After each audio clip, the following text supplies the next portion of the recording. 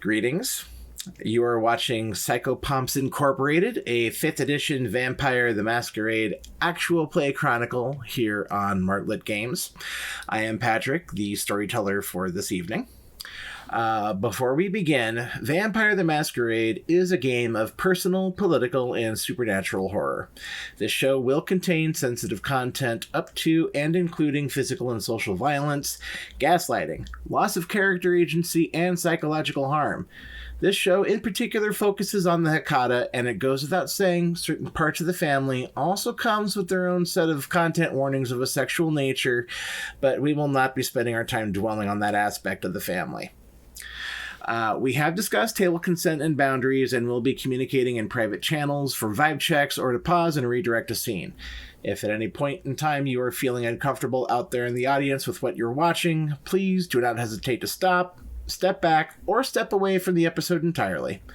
Brief recaps will be given at the beginning of every episode, and we will do our best to fill you in on the side as needed. And now we're going to get a good whiff of the funnel cakes and the corn dogs here as we introduce our wonderful coterie and special guest this evening, starting with Rosie.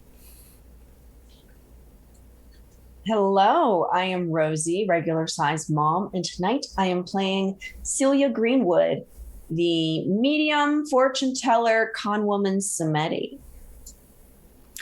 And Kat. Hi, I am Kat, Dead and Glow. I am playing Cherubina or Cherry, a Giovanni that bankrolls this expedition. Uncle's money, dad's money, grandpa's money, great-grandma's money goes a long way. Okay, next up is Zoey. Hi, I'm Zoey. I'm playing Nyx the Nagaraja, who, once again, just as a quick reminder, has never done anything wrong in her life. So stop asking. Are you my lawyer? Do I need a lawyer? And finally joining our cast tonight as our special guest, Joe. Greetings, family. It's me again, Joe, better known as DJ Torador, Nolofinger on Twitter, and I am here today to institute policies of darkness concerning the Hecata family with these fine kindred. And I will be playing the quiet yet always omnipotent Lar Charveux. This is going to be fun. As you'll notice, I'm not wearing the blazer tonight. We're kind of in business casual mode. This is the beach episode of the show here. Just a brief recap as far as what's gotten us to this point.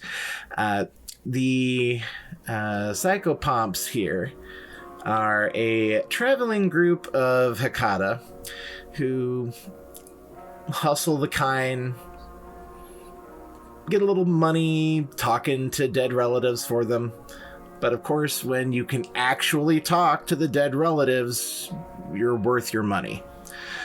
They also hunt down the occasional fetter at the behest of the family, or just if they happen to stumble upon it.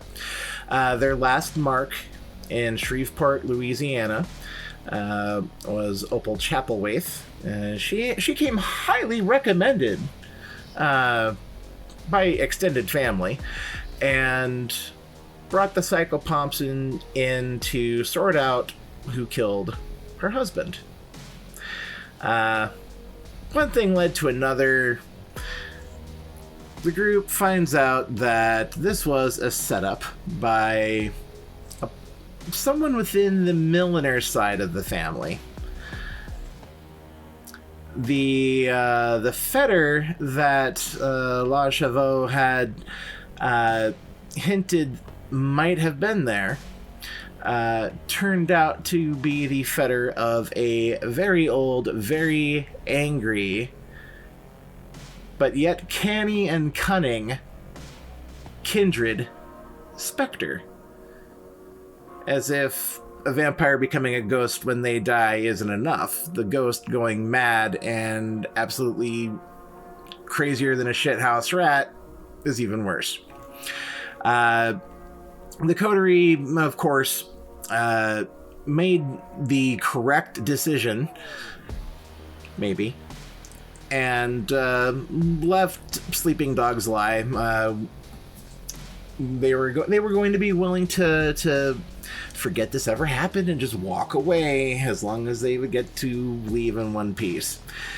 Remains to be seen, though, exactly how unscathed the coterie is, just because Sherry, as they were getting ready to leave, thought it a wonderful idea to try invoking the Passion Feast on the Spectre, which, of course, went about as good as one would expect. And Cherry had to take a drink of the flesh puppet of the ghost. After leaving the scene, getting their heads together, Celia reached out to her Mawla, and by extension the coterie's Mawla, her sire, Lar Charveux, who happened to be in the area and gave the coterie an address. This was a lot that was currently being occupied by a traveling carnival. Kind of Celia's natural element. Whether Lar Charveux chose the site out of convenience or maybe accommodation remains to be seen. But the coterie has parked their RV in with the rest of the carnies, and are we going to be making any attempts to actually try to claw a space out on the midway, or maybe on the fringe? Or are you gonna work the parking lot?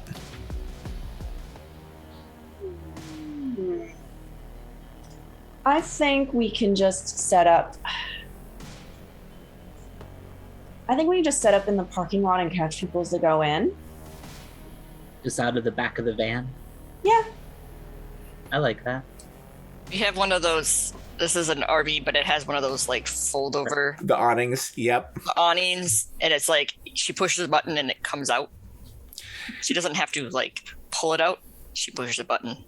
If it's a nice night, I just have a table and a little privacy, but I'm hoping there isn't another fortune-telling act here, but if there is, I certainly don't want to try to force my way actually into the carnival. Say, what goes on inside the gates is one thing, what goes on outside the gates is another.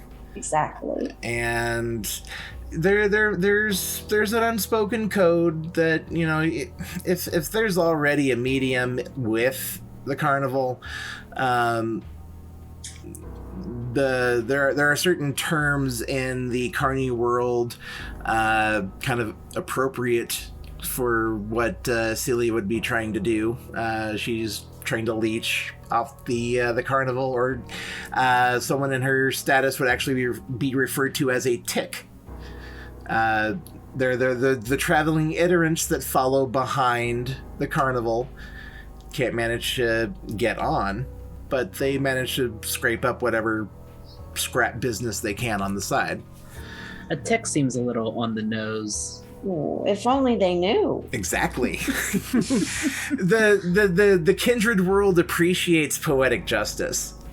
But so far there hasn't been anyone from the carnival management that's come over and hassled you.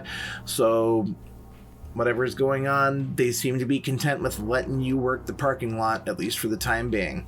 I think maybe I don't know. I'm picturing, you know, different multicolored silk, you know, curtains and veils around and off of the awning, just to kind of maybe help set the tone. There's also lights. Yeah. They're strung up. Yeah. How would between the lights there with Cherry, what kind of motif is Celia going for here with her little stall space?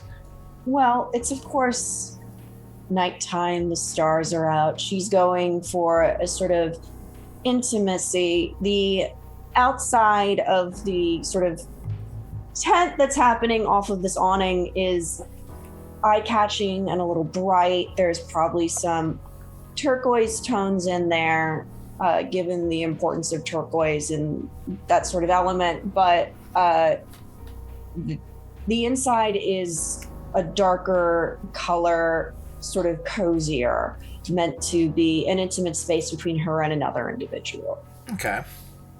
Burning any incense? Any other? It's her with her like a small card table. She's in a chair. There's another chair across from her, and there's her normal accoutrement. There's a Ouija board. There's a tarot deck. There's like an electric kettle that's plugged into the RV in case anyone wants a tea reading. She's ready to do whatever her customers might want, or if they just want a conversation, she's happy to oblige. And so, Cherry, you've been kind of helping Celia go about getting everything set up. What's Nyx doing while Cherry and Celia are setting up the tent space? Do we have little, maybe not flyers, but something to give people to let them know to come by when we're finished setting up? Like to kind of not walk the carnival itself, but maybe like the exterior as people are coming into park and handing out, like, before you go into the carnival, make sure you come by Celia Greenwood's. Do you have like a sign? Yes, she has a sign that again has a sort of turquoise outline of a spread tarot deck, and the outline of the cards is a sort of Art Nouveau style with like skeletal animal style cards on it. And what you have is like a business card that looks like a tarot card in the same style. Perfect. I love that. I love that aesthetic. It's great. So Nyx is walking around to the people who have yet to enter the carnival proper, trying to drum up potential visitors. Okay. Why don't you go ahead and roll me charisma and performance, or charisma and persuasion, whichever one of those is higher. I would love to. And let me know which one you're using. Let's see, charisma, and I don't have a lot for this, so it's going to be charisma and persuasion, which is 3 dice, but I'm also beautiful, which gives me an extra die for this, I think. Mm-hmm. Yes, you don't have the OP version of the merit. You've got just the normal vanilla stunning. Yes. Well, I'm beautiful, and I'm also an obvious predator. But I'm not trying to put anyone at ease. Really, I don't think. I mean, I'm also an obvious predator, but yeah, I think we're all obvious predators because I think it comes with being grave robbers. Yep. Does it? Does. Yeah, it does. Yeah. Okay, then I too am obvious. It adds the extra spookiness at this carnival. I'm gonna spend a willpower because this is the beach episode, and I got no successes. Oh. No bestial failure. That's better. 2 successes. Yeah, 2 successes. So you're initially starting off handing out the cards, and maybe you're still a little unsettled by just how narrowly you escaped that basement, that cellar. Like, for all intents and purposes, you probably shouldn't be standing here doing this right now at all. No. You should be ashed. But here you are, handing out these cards, and you eventually shake the jitters off, and you kind of fall in. This has always been your part of the act. so to speak. When you're out, you don't have anyone you're actively conning, or you're not running any particular nasty errands for any kindred relatives. This is how you get by. This is how you keep gas in the RV. Other than Cherry's contributions, of course. Cherry's finances cover a lot, and there are some things that maybe the group just assumes that Cherry's covering, but no one really talks about. But it works. And I can't remember which one of you had the cobbler merit again. That was me. That was you? Okay. Yes. All right, that's gonna bear in later. I knew that was gonna. Mm-hmm. And you get kind of the impression there, Nix, just off of you being plugged into that life, that you know that Cherry's money's going towards things other than keeping gas in the RV and the cell phone bills paid and everything else. And that's when, Nix, you feel something cold kind of just brush against the back of your neck, and you get that brief flash of that red vein that had been wrapped around Opal's. Was it Opal's neck? Really? At the end? We actually, yes, we will get to that there. It just popped up in my Zoom chat that we didn't do a rouse check. We will get to that, yes. But then it passes, and that is when you hear a familiar voice. You haven't seen this individual all too often, but you know the voice of Celia's Mawla, Celia's sire, when you hear it. Ooh, nah. What's going on? Oh, Lar Charveux, it's a pleasure to see you again. Mm-hmm. Is that right? To be honest, it is a pleasure to be seeing anyone right now, considering what the alternative could have been. Oh, yes. That is true. Yes, but I won't get into that right now. I'll wait until we're all together to give you the full details of our latest job, as it were. Sure. You can tell me whatever you want or whatever you're trying to make up. It's not like I already don't know. Of course. And Nix will look towards the van and say, here, let me take you to Celia and Cherry. They are still setting up. Oh, please. I would love that. And as... go ahead. Sorry, before Nix starts leaving, can I activate Sense the Unseen just to take like a quick look around because of what I felt earlier? Mm-hmm.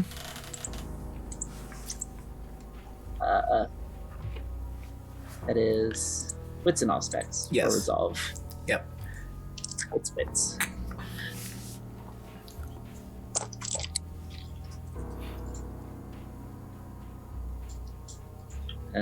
One success.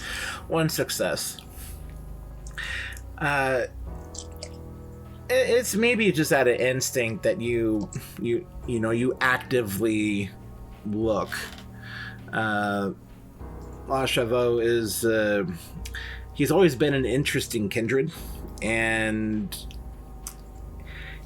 you've heard stories of people being caught by nasty surprises that he might have had at his disposal, and it's just out of instinct. But you do see, a very thick, ominous layer of what could only be the abyss just coiling around him. You see the occasional wraith actually try to claw its way out of this blackness that just swirls around him. And maybe your beast kind of shivers a little bit. Do I notice this, storyteller? Go ahead and roll me a wits and awareness. Actually, we don't have a sheet. We don't have a sheet for you. You don't have any dice to roll. So you know what? Yes, you fucking do. For what it's worth, she wasn't activating it to actively like suss out Lar Charveux, but she definitely does give pause when she looks at him as she's looking around. No. If I see it, Lar Charveux will kind of like change his stance and kind of lean against nothing, like he's leaning against the wall and cross his legs. Do you like what you see now, Cher? Yes. Smart. She's not lying. And maybe a little wisp of the abyss goes and maybe coils around one of his dreadlocks, like a lover twirling her finger through his hair, and then it just see uncoils. one of them kind of like just go up and. To where the La Sombra think they command the abyss. The Hekata, in their different flavors and variations throughout history, are friends with the abyss. And it's always been the Samdis, Semetis, modus operandi. You catch more flies with honey. And Lar Charveux is a very powerful necromancer in his own right, let alone whatever extra nastiness he might have gained after the result of the family reunion. He's a very powerful kindred to have at your side, and he's also not one you would want at your back in the wrong circumstances. But the coterie, like I said before, it doesn't really get a lot of face-to-face time with him. It's mostly over the phone. And Cherry, you're standing there. Celia, I'm assuming you're probably setting up the inside, and Cherry's setting up the outside. Cherry, you maybe glimpse Lar Charveux lean against what appears to be nothing, but is actually the abyss just cloaking up and supporting him. Like, ooh. Cherry's actually terrified of Lar Charveux. She tries to hide it, but she's really not that great at it. She kind of just like goes rigid, and she like drops what she's holding onto, which is like some of the silks. And maybe that's some of the instinctual family line. Maybe a little fearful of what happened to Uncle Augie. But and that would be a good time to go ahead and make our rouse checks. I do have a quick and dirty die pool I can put together for you, Joe. If you have dice to roll, you can roll them. Otherwise, no, I've got a generic NPC here that we haven't used yet that is swimming in oblivion. You'll be good. We're set.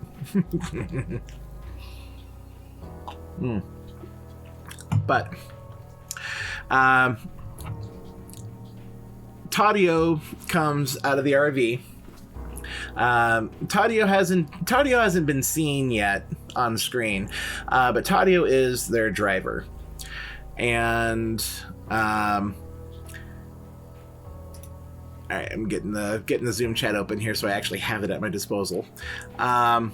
So as Tadio rounds the corner and sees Lar Charveux, he kind of like stops what he's doing. Everyone can go ahead and declare their rouse checks now for me. I passed. Okay. So Cherry passed, Lar Charveux failed, Celia passed, Nyx failed. Okay. Nyx, there are times when your beast sounds more like a beast. There's part of the Nagaraha have always had that connection, and you hear it snarl. Oh, I bet the ghost tastes sweet. Why don't you take a bite and see?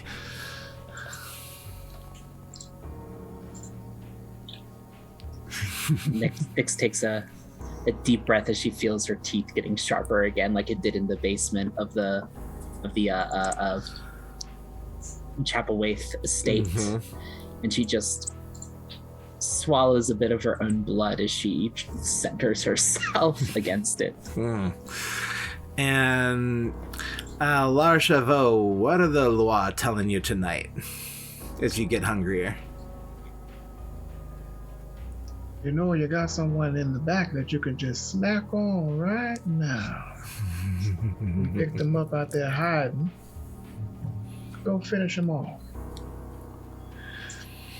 And they're tempting you right now, but you've got business to attend to, but you'll get there. But Taddeo kind of comes to his senses, and he approaches you, Cherry, and he's kind of muttering to you, trying to be unobtrusive and not catch Lar Charveux's attention. But I was going to go inside and get a funnel cake. Is that all right? Yeah, that's fine. Go. All right. Do you want me to bring you guys anything? No, you're good? We'll come through the carnival in a little bit. Just go. Okay. Lar Charveux, Taddeo is one of those wonderful Giovanni ghouls that gets the proxy kiss and is never embraced. One of those eternal ghouls, kind of like Eve off of LA, but without any prospects at all. Do it. A fun Todd. And Celia exits the tent, and you see your sire standing there leaning up against what you know is a wonderful supporting cloud of ghost stuff. Uncle. Oh, mon chéri.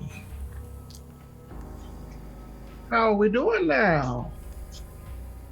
Well, we've been better, we've been worse, but I'm so glad to see you. The feeling's mutual, my pet. Seems like y'all have been rather busy these nights.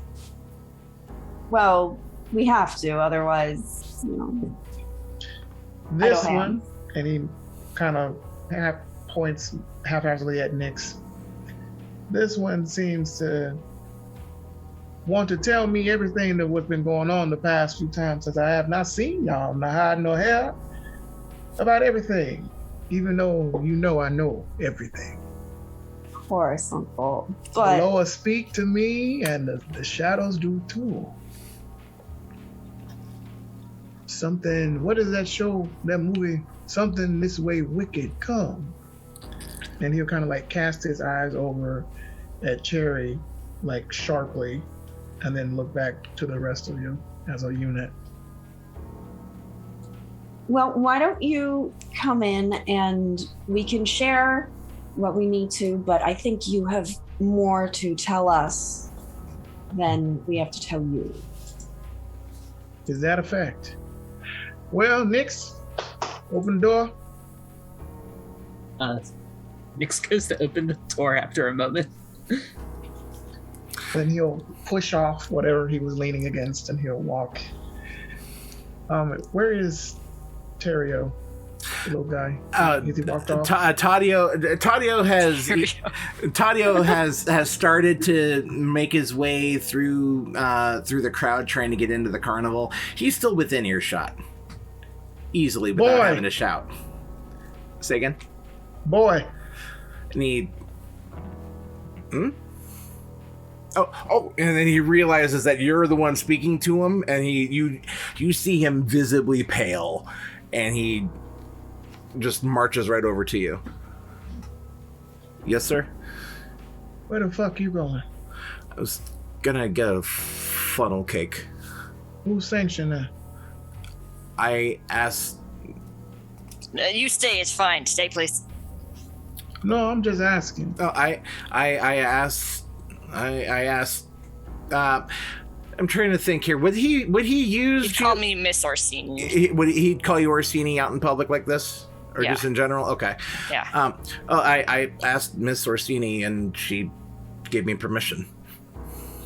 He'll walk up to him, kind of that American space. He'll get real close to make him physically uncomfortable. And yeah, he's old world. He's his accent's Americanized, but yeah, he's still old world Italy. And he's What are your favorite toppings? I like the apple compote and powdered sugar. Get some caramel on the side, and maybe bring me one too. Oh, sure. Yeah, yes, coming right up. And he turns and he gets back in the line, which has grown longer, so he's a little bit closer to you all. But yeah, he lost his place in line, but he will diligently go enter the midway and try to track down the nearest funnel cake vendor. You want me to make the line a little shorter for you? No, I'm okay. I got plenty of time.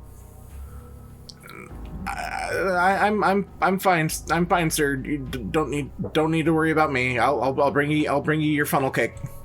All right. And he'll walk in. Okay. What does it look like in here? Yes, Cherry. What does the RV look like in here? It is like there's a lot of like it's really colorful. Each of our like little areas have like different like how Celia sets hers up. I set mine up. Just like there's a lot of color in here, surprisingly, and like Art Nouveau posters strung up, and there's like some heavy metal posters. I dig that. There's like some Mastodon posters and Baroness, and I'm trying to think of some other ones. Just like bands that you wouldn't think that like they came like this. Cherry had put up all these posters before people had like gotten on the RV, and you wouldn't think that Cherry would have liked this type of music, but she does. I like that. I like that touch. Charveux takes a finger and kind of just puts it on the various things he can touch. It needs to be cleaned. Stay in here. Well, where can I sit? You can go ahead. You go ahead, Kat. There's a very well, like, I'll describe, there's like very comfy chairs that's all like leather because this is like a tricked out RV. So there's like the captain's chair the captain driver's chair, and then there's also like I don't know RVs very well, but it's just like you're fine. Yeah. It's comfortable, but it's Giovanni money, so you spared no expense. Yeah, no. Yeah. It's all very custom. Yeah, so it's very custom. There is a very like throne like That's where he'll go. chair sitting up front that is not like where Taddeo sits to drive, but Just sit in it. God damn. You know, the fucking family reunion bullshit, man. Didn't think we'd get a little money like this, but this will do just fine. So, tell me what's going on. You, Nix? Yes. Start opening your mouth. You said you had Yes. something to tell me when everybody's together. What is it? I think Nyx has she sits down next to like a little table where she has some bone jewelry that she's been making. And an actual skull. And an actual skull. But she's working with, I don't have the jewelry, but I'll hold up the skull for show. And she says, right, yes, we were asked to go to the Chapelwaite's estate in search of a fetter that the Nyx is not hesitating. I'm hesitating as I look at my notes and remember exactly what happened. Well, you're fine. Well, the angle was the Chapelwaiths contacted Cherry to do who killed my husband? And then it was Lar Charveux had a hint about the fetter. So both in character and out of character, Joe, just to clarify, you don't know the particulars of the fetter that was there. Okay. Yes. So it was Lar Charveux that asked us to seek out the fetter. That's right. Yeah. He thought it might have been there, and he wasn't totally sure. But he's like, "Oh, just keep an eye out." Okay. Huh? In that case, Nyx just immediately starts with, we arrived at the Chapelwaite estate, began working as we do. We ascertained that the only fetter in the estate was in the basement. So as the lovely Celia here distracted who we thought was Miss Chapelwaite at the time, as well as Cherry, I found my way into the basement, she says, without mentioning the fact that she decayed the entire kitchen to get down there. After I got down there, I found that where the fetter was located was inside a coffin with a very heavy, was it a rock? It was a very, very heavy rock. A very heavy rock placed on top of it. You'll see Lar Charveux's smile getting instantly larger. Go on. And as I turned to go get the others, they had arrived, and Miss Chapelwaite had arrived shortly after, at which point we discovered that she was not Opal Chapelwaite at all. She was, in fact, Carter Milner, a kindred specter, and a very powerful one at that. Milness. Yes. And the only reason that we made it out, she pauses as she almost says alive. The only reason we made it out is we made a promise, she makes quotation marks, to tell everyone that they were not there and that they were gone. That the Abyss took them. That the Abyss took them. Yes. Yes. That's all? Not a single thing left out. That is accurate. Yes. And in fact, you will hear one of your bound spirits that you actually keep in your pocket. What's this fetter? What fetter do you keep in your pocket? Probably a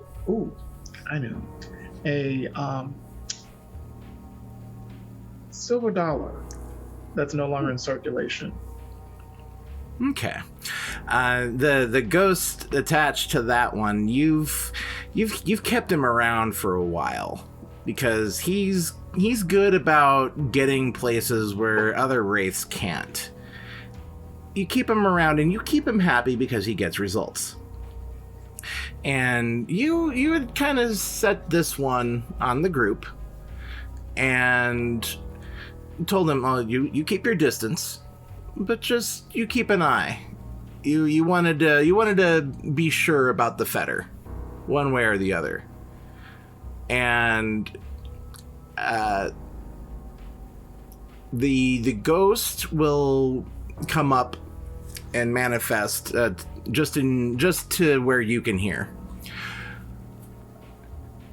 She's telling the truth. The ghost, it was a mad dog. It needs to be put out of its misery. It is a threat to me and mine. But she speaks truth.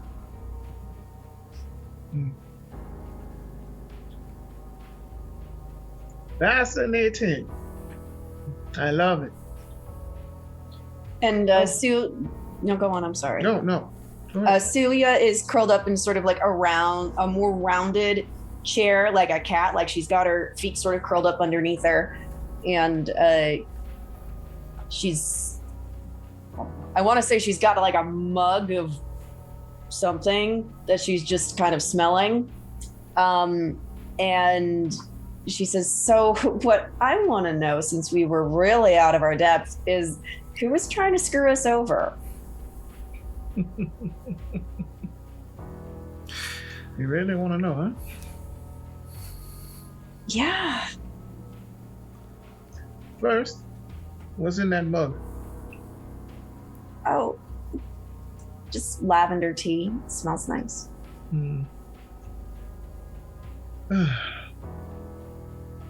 Where is Cherry relative? She's seated kind of kitty corner to where Lar Charveux is, and kind of directly across from Celia.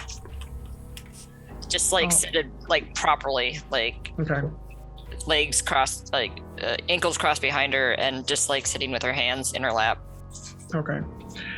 Lar Charveux kind of leaned back in the little throne chair.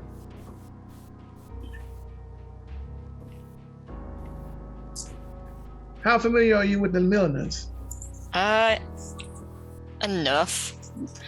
What about you, Celia? I know they're part of the family and they handle money. That's about it. You ever heard of Deborah Milner? She like Cherubina just like grimaces. I know Cherry doesn't like her. She came up while we were speaking with Nix. Did she? Looks up for a moment as she tries to remember the name because she's already forgotten it. Jared?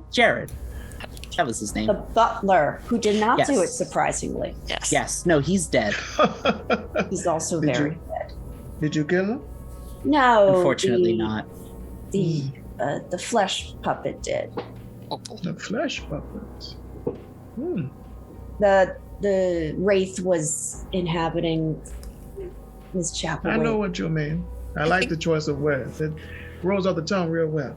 Flesh puppet. I think Miss Chapelwaite was almost dead. Mm-hmm.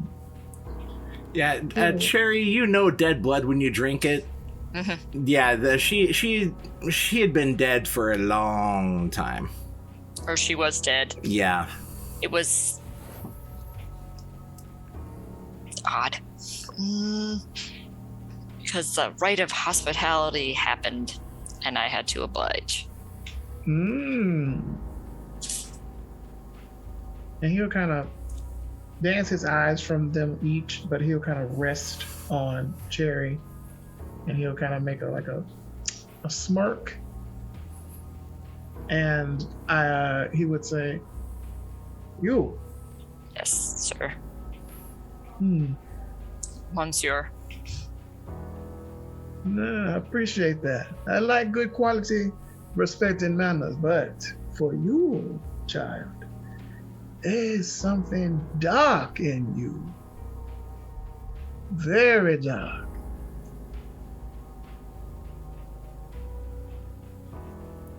And I guess Archville will kind of like make shadow start coming from him, like into the RV. Just kind of flow a little bit. And to make it cold in the room, just make it ice cold in here. Not trying to scare anybody, just stretching his legs. But you know, Cher, even on the darkness can be a very safe place. If it's not properly cultivated, it can kill you. Now, this Deborah Milner, you said you are familiar with it. Do you know Nix? I don't know her personally, no. Okay. For a out of character reminder, Deborah Milner was the extended family member of the Chapelwaiths who recommended the Psychopomps get involved in the first place. Yes. But I believe, yes, Nix knows that, but she also did not do well on the check at the time, so she didn't know any more details like Cherry did. You would have gotten the down low in between, though. Everyone is now officially up to speed as of this point in time. Okay. So, how's business? While we're sitting there running our mouths talking.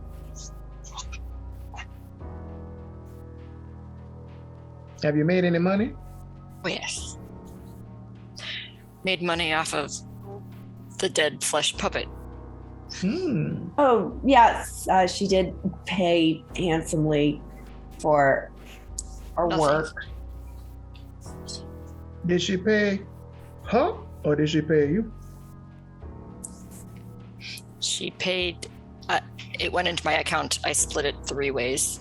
Okay. So you're the one that's able to pull ranks. What's been going on, Celia? You're not flexing your muscles like you should. I trust Cherry. All right.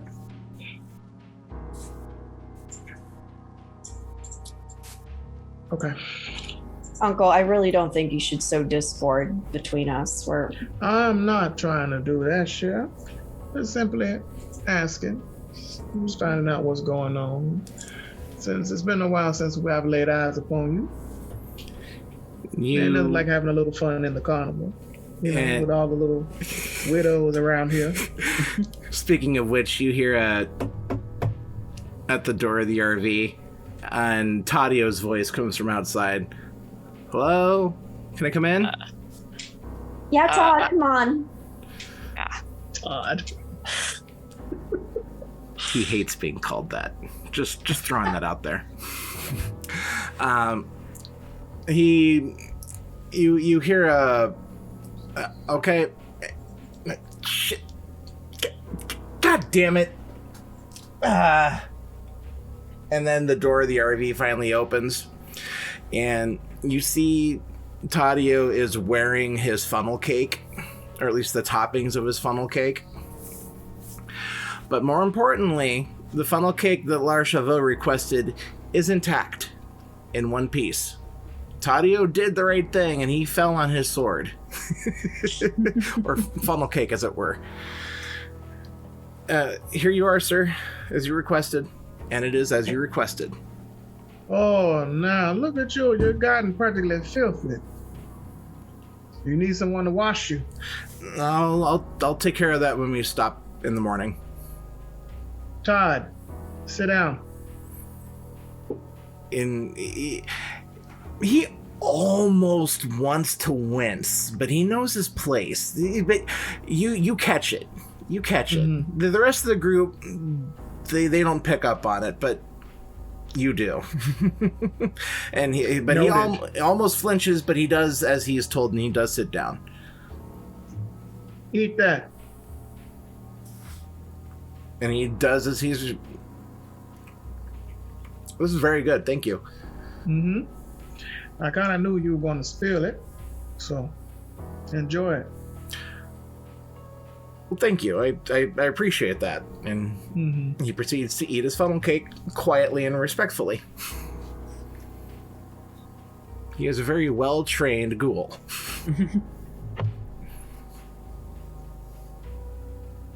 So, what are y'all's plans for this night? I know what you want to do, Sid. What about you other two? Kill this mosquito. You got the mosquito? Van. No, I didn't kill it. Oh. She says that out loud. She's like, there's a mosquito in here. Oh. Okay. I don't need another vampire in here. Oh, Kindred in here.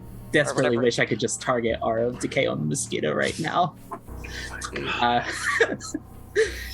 Nyx just kind of folds her hands and says, after drumming up some business for Celia, I was planning on taking a walk around the carnival, taking some things in.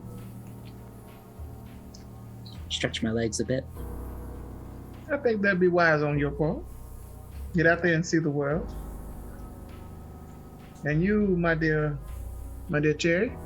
I was going to just follow the same lead as Nyx. I think that would be appropriate. You guys go have fun. All right. Me and my daughter gonna have a quiet moment to ourselves real quick. Okay. Nyx. And yeah, I'm Nix gonna will Taddeo, come with her. me, please. He gets up, still eating the funnel cake, and he almost looks to you, Lar Charveux, for permission to leave. Yeah. And he nods and he leaves. So we've got the game plan here. Cherry, Nix, and Todd are gonna go walk the midway, take in the sights, and gonna work up some extra business on the down low for Celia without drawing the ire of carnival management. And Celia and Lar Charveux are going to probably have a little more private heart-to-heart before Celia starts work for the night. But here would be a good time to take an intermission, and everyone can get up, stretch their legs, y'all can get a quick drink, and we will be back here in about 5 minutes with more Psychopomps Incorporated. And welcome back. So I am intentionally splitting the party because, goddammit, this is our beach episode and we're going to have some fun. So we're going to go ahead and start off with Cherry and Nix. They've worked through the front gate. Taddeo had managed to... he thought he had snagged some extra admission bracelets, which gets them on all of the rides that they could ever want to go on while they're there. But they're at the midway. We'll say it's a Friday night. It's busy. There's school's back in session, so there's all the high schoolers that are, taking their sweethearts out on a date. There's mom and dad trying to get the kids in for one last little hurrah before, things start slowing down with the cold weather coming. It's busy. It's packed. If you bother to smell the air, there's nothing quite like a carnival. The mix of the food, and in this case, the mass of humanity about you. You all go for less lively fare, but there's still the call of the blood. The beast wants what it wants at the end. The rest is just extra steps. But in this case, it's intoxicating being around this many people and to not be working. Now, Taddeo, he's kind of getting the urge. He wants to split off. But Nix and Cherry, you two are free to have as much interaction here as you so desire before we do things. I think Nix, as soon as she walks in, she just kind of gets this look in her eye as she's like looking around the carnival, checking out like where everything is, if there's any not alleyways, but like dark corners that kind of take you out of view of the main carnival. Just really just getting a feel for how it's all set up. There's like a kind of like a glint in her eye as she checks all that out. Why don't you give me an intelligence and insight roll, please? Ooh. Can I take notice of the look on I'm not good at this. Nix's face? Yeah. Okay. Oh. To get my one hunger die out. That is 3 successes. Okay. 3. Very close to a messy critical. Ooh. Okay. Yeah, it's. I mean, every carnival always has their main, arrangement that as soon as they pull into a lot, the rousties start going about and unloading everything, getting the rides put together. It's always the exact same pattern, so every time they set up, there's always the same reference point wherever they go.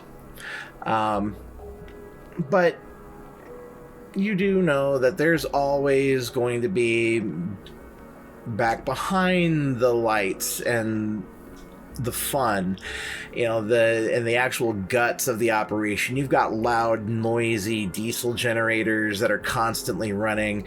You have the sounds of various rides going off. There's plenty of dark spaces that Nyx can spot. Over there by the merry-go-round, back behind that carny trailer. There's plenty of spots. Easy peasy if you want to go. And Cherry, you probably do pick up 2 successes. Yeah, you do pick up on that. That Nyx is surveying her hunting ground. Is what she's doing. Uh-huh. See anything you like? Oh, I see a lot that I like right now. I've been feeling a little peckish since we got started today. It's understandable. And after Enix kind of looks back at the RV and then very tactfully says, it'll be nice to get some to work some things through after everything that's been going on. I agree. Do you think You go ahead. do you think Tadio's going to be okay on his own? Yeah, he will be. He has a look at him. You have your cell phone, and I gave you some cash. Yeah, I'm good, But ma'am. Tadio's still here. Go buy yourself a new shirt. Oh, yeah. Actually, yes, thank you. I appreciate that. And I'll, do you mind if I play some games, blow off a little steam? No, that's fine. Go ahead. All right. Win some lovely, large anime plushies, please.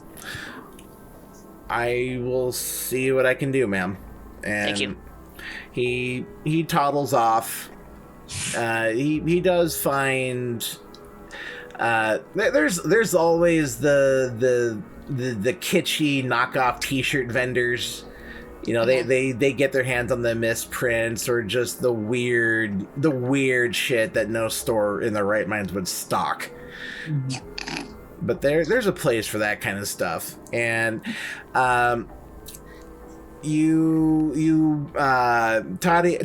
you see, picks out a T-shirt, and it's a picture of it's an outline of the state of Florida in the background. With the foreground is a picture of a marijuana leaf, and it says Pensacola, stay off the grass. Oh, God. And then he fiddles around in his wallet, sees how much cash he's got, and then he disappears into the crowd. That T-shirt's going to be real easy to spot if you need to pick Tadio up in a hurry. Yep. Now, so Tadio has split off. Were there any other secret Kindred Ears Only conversations that needed to happen, or were you all going to go and have your own bit of personal private fun? I don't know what her private fun is. Probably just playing some games or something. Okay. Cherry, how about I meet you over at and Nyx points towards one of those. I don't even know if they still have these at carnivals, but I'm picturing those fishbowl games where you try to get the ball. Oh yeah. The ball in a fishbowl, and they give you a goldfish Yep. to kill in 2 weeks. Yeah, I'll go over there. I mean, you don't have to go there right now. Just I'll come find you there once I've taken care of business, as it were. She's gonna go find the petting zoo and see if there's any pigs over there. Oh. Okay. All right. Well. Okay. I forgot. Percival the pig isn't with us right now. Oh, that's right. Yes, it was discussed in our session 0 that the coterie was going to have a little mascot pig named Percival. Right. To get rid of the rest of the leftovers that Nyx might not have the belly for. They're nothing if not economical. But so yeah, Cherry, you're gonna go off to the petting zoo, and Nyx, are you gonna start to prowl, or are you gonna just kind of take in the vibe some more? She's gonna start to prowl. Okay. All right, we'll pick back up with you two in your own little pockets, and we're gonna swing back over to the RV. Celia, you haven't put your light on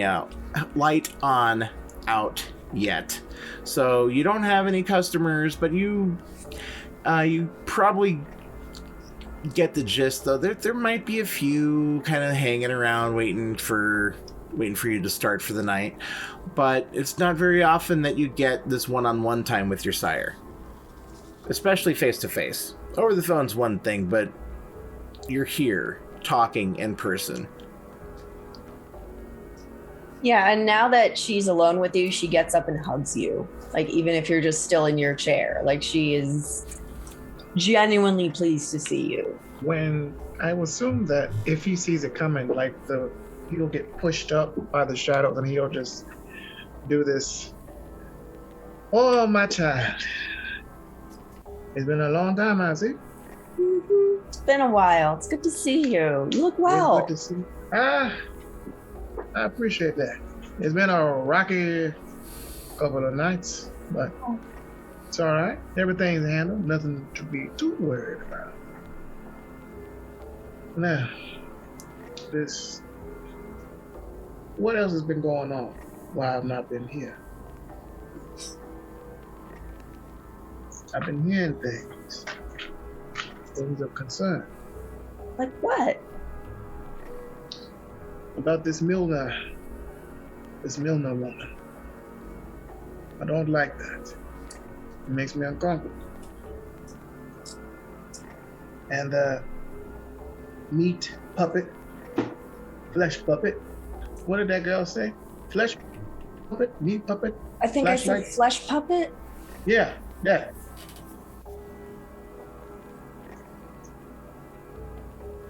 Is that thing still around?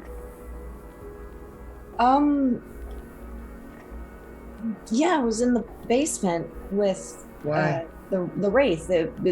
Honestly, I did a reading with her, and I had no idea that she was possessed.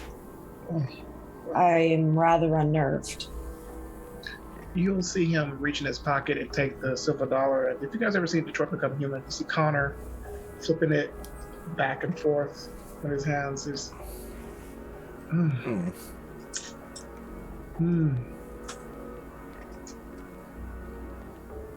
The reading didn't go too well and you found out she was possessed, huh? I didn't find out she was possessed. I knew the house was doing something to her, touching her in some way, but I didn't realize it was a wraith of a Milner until we were talking with them. And the only reason we left was because he let us. We were very much out of our depth. Oh, playing with some big dogs, I see, huh? I'm glad you made it out. Pardon? I'm glad you made it out. Thank you. So, he's still playing with the silver dollar. I've been hearing from the lore that y'all been playing around with fate. Things have been broken. Things are no longer following the same path that they're normally supposed to be.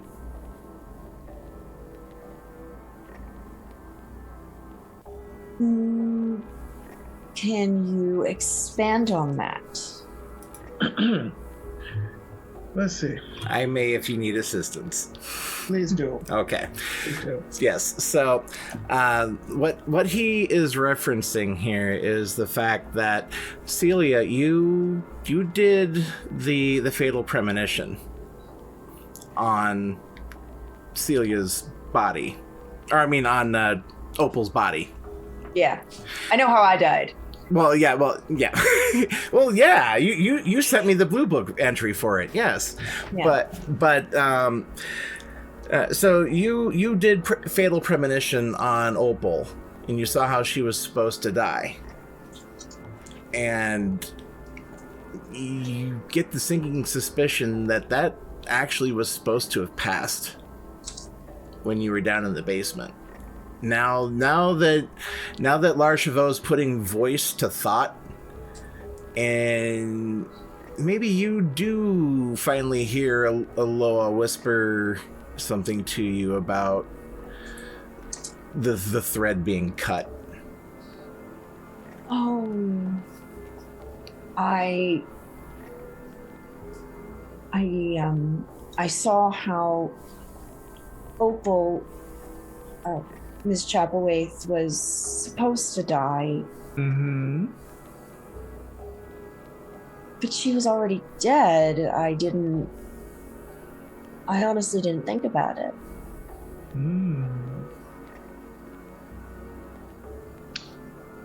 Oops. Well, oops is right. You know, the butcher's bill is going to have to be due on that.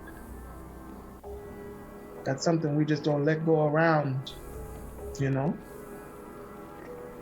Especially, and he'll kind of just, in no particular way, just, they tend to not like that. Not a smart thing. But I don't blame you. It's fine. But the piper needs to be paid at some point.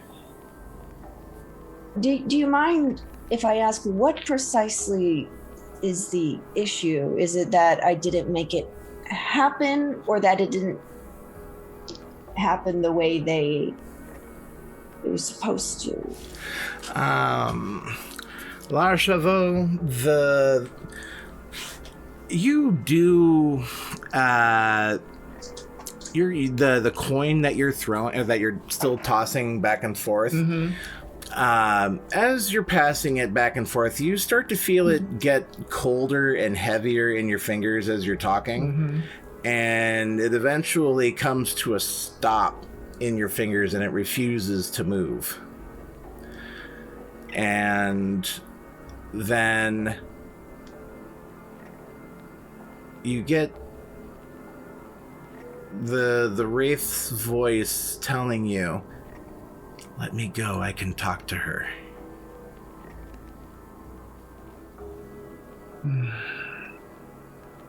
And he'll speak. He's not going to be quiet about it. I don't know if that's a good idea now, Chef. I can see, and I can tell her what is the matter. Lar Charveux will kind of like,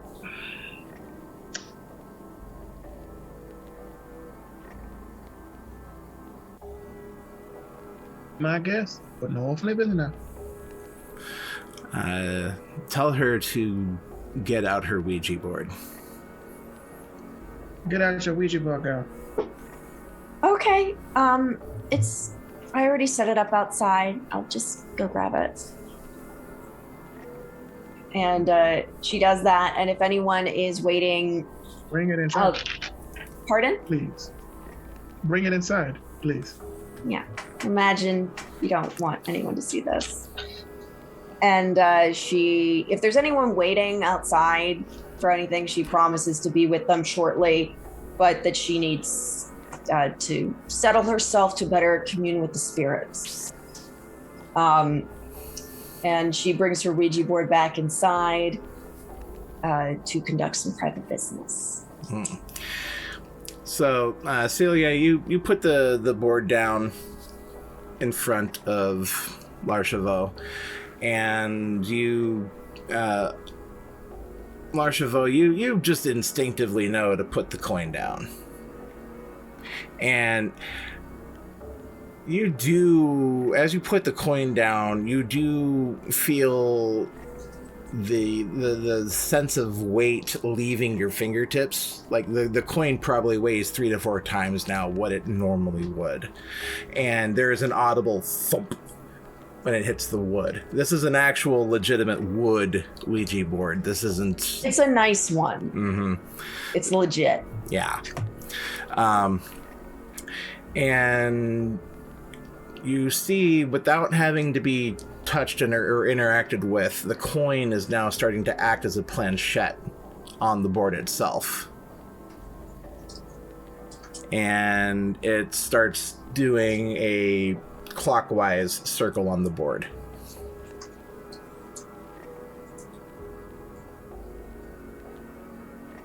Hello. And it stops moving.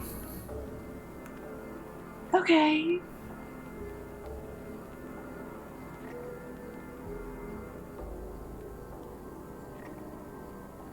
Well, Ask away. the question. Oh, sorry. I thought it was. What precisely is the matter?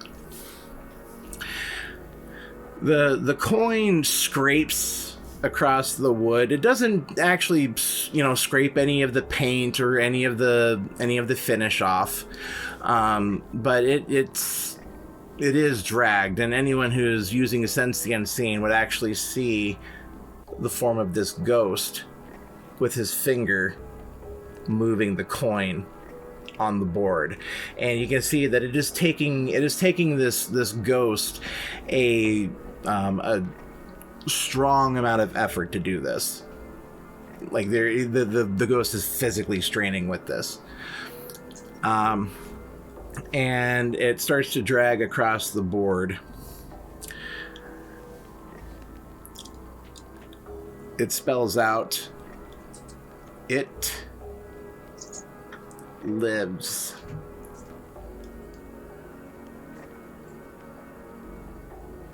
It will kill again.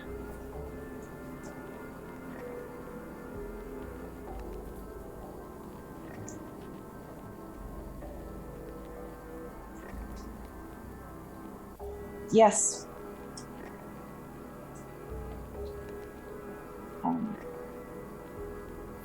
The coin then starts to drag out more.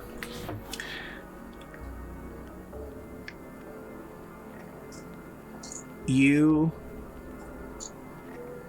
should have died. It lives instead.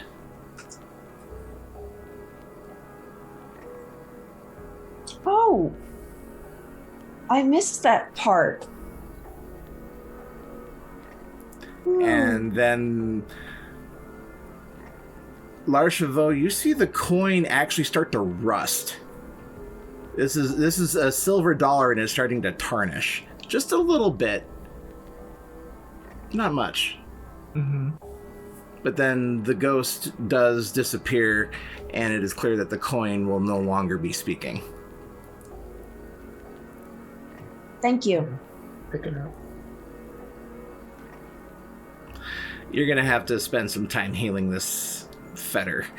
That's fine. The Samedi, they're good at many things, and nurturing the spirit world is one of the things that they are very, very good at. Honey versus vinegar. Works every time. Well, I didn't see my demise and my premonition. Honestly, I did miss that. I hope you don't leave me. I chose you for a reason. You're one of my best childhoods. Thank you. For that, I don't like that. No. It seems we have a continuing issue.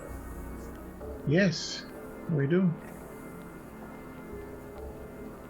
I'll make sure to protect you the best way I can. But if you're playing with fire, there's very little I can do. I know you're talented. I know you're gifted. I know you're smart. But be careful. I stressed this to you so many times. Be careful when you're playing with them. Also, our dear friend, Nix.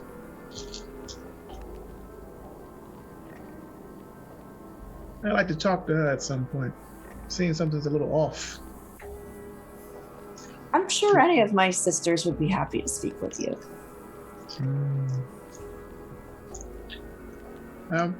I'll go on your word and say they will. Of course, we're all family. Have you eaten?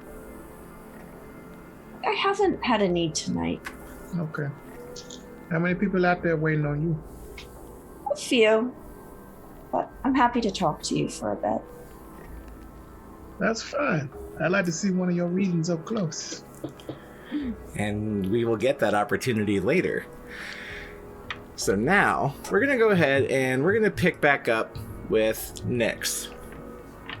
Nix, I want you to make for me...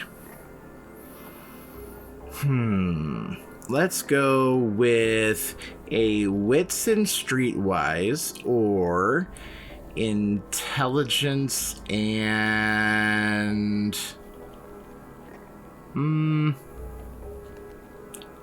awareness.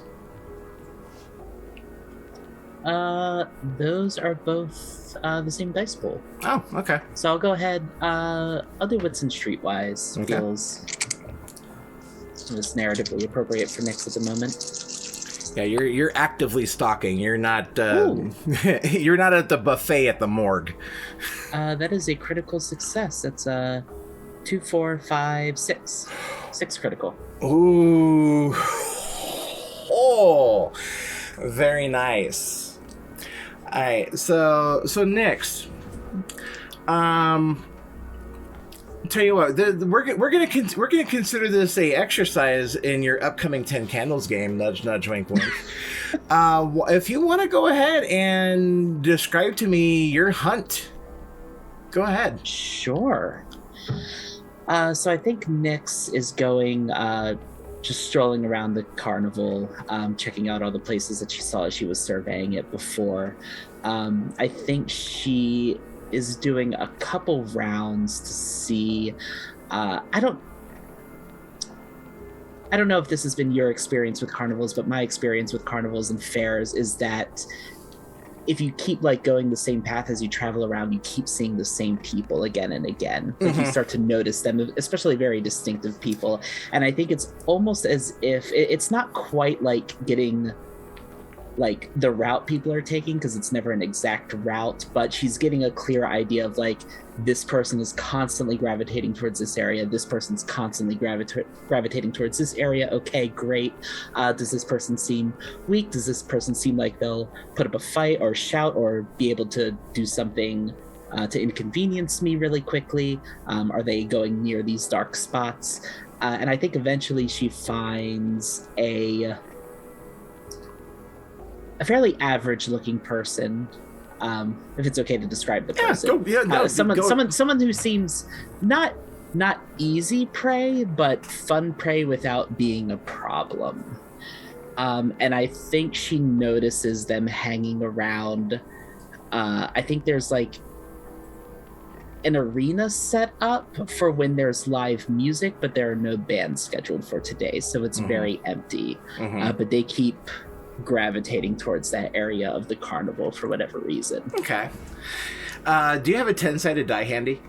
Like an actual, like, numbered 10-sided die? Yeah, that's what I've been using. Okay. Yes. Why don't you go ahead and roll that for me, please, real quick? Okay. You want the number? Yeah. 4. That's how many times you spot Tadio in that stupid t-shirt, by the way. While you're prowling, like that leaf, just like, God, that's gaudy as hell, and it does kind of like break your attention just a moment, but you're unfazed, you're unscathed. It's like, God, yeah. I think the first couple times she like just kind of gives a quick nod as she's going about her business, and then when she sees him again, she just starts rolling her eyes at him. And he's walking around with, we'll say, a moderately sized stuffed animal, and that is his only haul for the night. And he's got Giovanni money, so. Poor Tadio.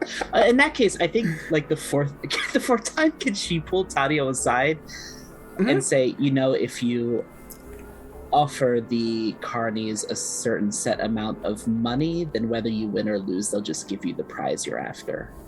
I didn't know that. Mm-hmm. Grazie. And he wheels off to go. He's heading to one of those that star shoot. that air rifle. Yeah, I think we all know that. Yep. Yeah. So he runs off to that. And I think it's safe to assume that's probably where he lost most of his money. That game will get you every time. Yeah. But Nix, you found your victim. I don't know. Yeah, continue. Yeah, what do they look like? Ooh. Okay. Yeah. It's the beach episode. Have fun. Yeah. Let me see here. I think they look like. I think they're on the shorter side. Okay. They're like a short, let's say a short masculine presenting person, kind of light skin that's been burnt. They've probably been here for a long time since it was more sunny out and didn't wear enough sunscreen. So their skin is that very uncomfortable looking red, which makes Nix kind of wince a little bit. You can still sunburn in October. Yeah. I think they got like red curly hair. They're kind of stocky, like someone who could put up a bit of a fight. Oh, like I said, make it a little fun. Yeah. But also someone Nix that isn't too worried about.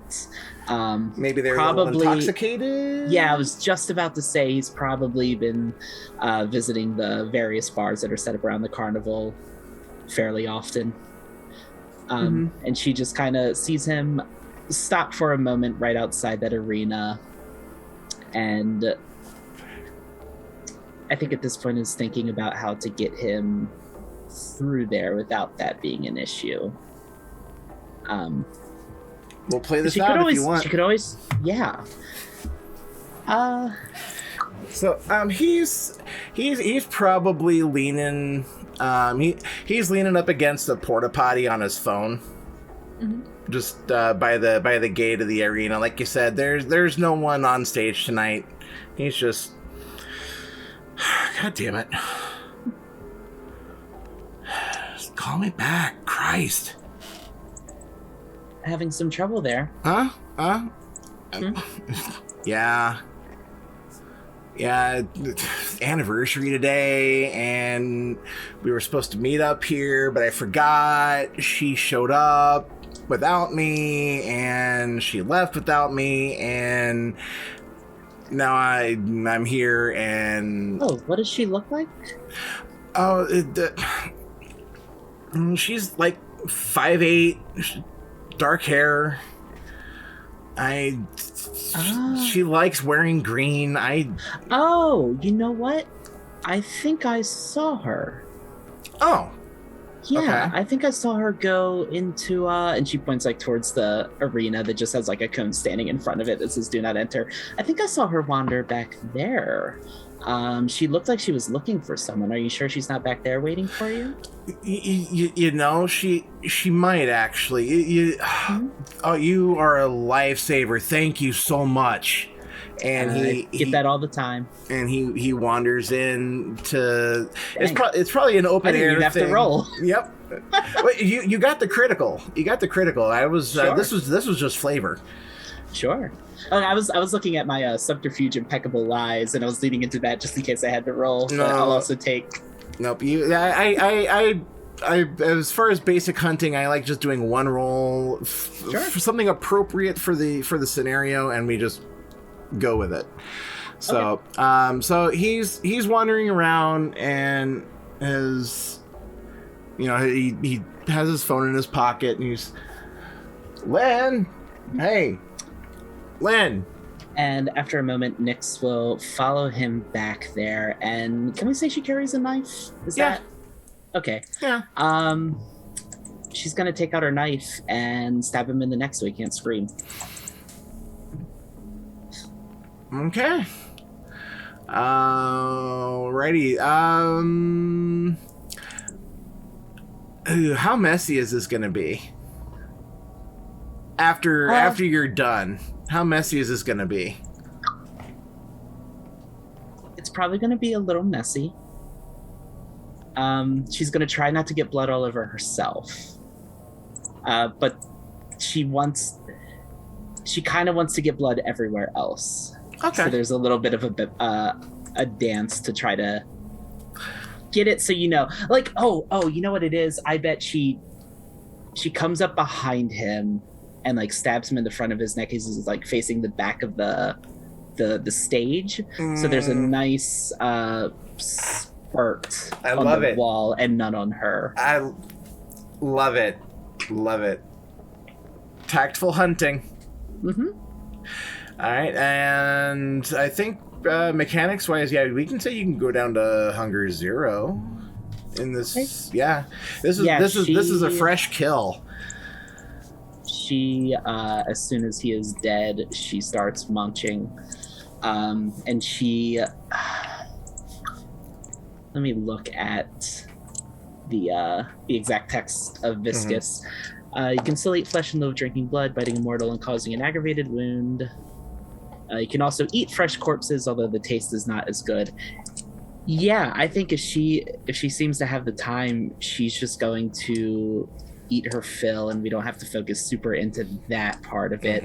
But she does leave behind a limb, probably an arm. Okay. Right next to that big, lovely blood spurt on the stage. Love it. Because why be... I guess I'll say it now. Why be a serial killer if you're not going to let people find clues, right? How do you know if they're talking about you, right? Yeah, exactly. Look, if she's ever going to be, if people are ever going to talk about her on a podcast, they have to know about her. Yep, exactly. So, Cherry, you've been wandering around. You also see Taddeo a few times, and he gets into his wallet, he hands over a bill, he gets up onto the gun, and you see him go through whatever amount of BBs the carny was kind enough to hand over, and and then you see him go over, and he's just wandering around. You see him bump into Nyx, and they have a talk. And then he goes over to the booth, and he's talking with the carny.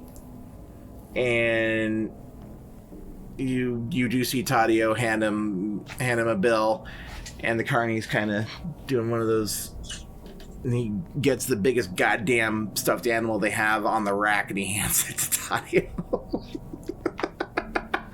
That works. And you're seeing this, and what's your opinion on Taddeo in general? Let's fill in some detail here. What's Cherry think of Todd? He does his job well.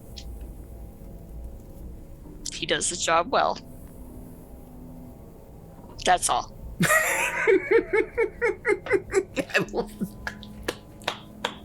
Wait, you have a walking, talking family heirloom, and that's your only opinion? He does his job well? She was given him. She didn't get to choose who it was. She didn't want Taddeo. So he does his job well. I'm sorry. You had another pick? I did. One of her cousins got to him first. Oh God, I'm sorry. We have to have this discussion in character at some point. He would have been like a Greek god. We would have gotten essentially a Greek god. Instead, she got Tadio. Dang. Now that I am sorry about. Yeah. Oh, what a that bummer. yeah, we're that conversation is definitely gonna have to happen. But so Cherry, you get the idea of maybe going to check in on the RV, and then you get something's drawing your attention over to the Ferris wheel. I'm gonna turn on the binding fetter. Okay. Let's see here. Binding fetter. You close your eyes, and you do the same. The trying to hunt down something that's got a connection. The thing about using this around someone, at least in the general vicinity of someone like Lar Charveux, he is a walking fetter repository. Oh, of course. So you're really not going to be able to pick up on anything inside the carnival itself, just because of how much disturbance Lar Charveux's putting off. And it's almost like it's like that scene out of Hocus Pocus when they open the book and the light shoots up into the sky. It's like that, except it's dark abyssal energy. Turn it off. Like, oh yeah, that was maybe a little painful to look at, actually, to see that conflux of energy around him, or at least around the RV. But you turn it off, but you do feel something kind of tugging your attention to the Ferris wheel. Okay. And you do hear you do hear and feel that all too familiar voice, though. Like, hey, you want to go for a ride? Sure. You know, it'd be really cool. Okay. Awesome. And so I take it you go over to the Ferris wheel. Yes, I go over to the Ferris wheel and get on. Yep, you hold up your bracelet of power that lets you onto any ride here in the place. Yeah. $30 a pop, well worth it. Yeah.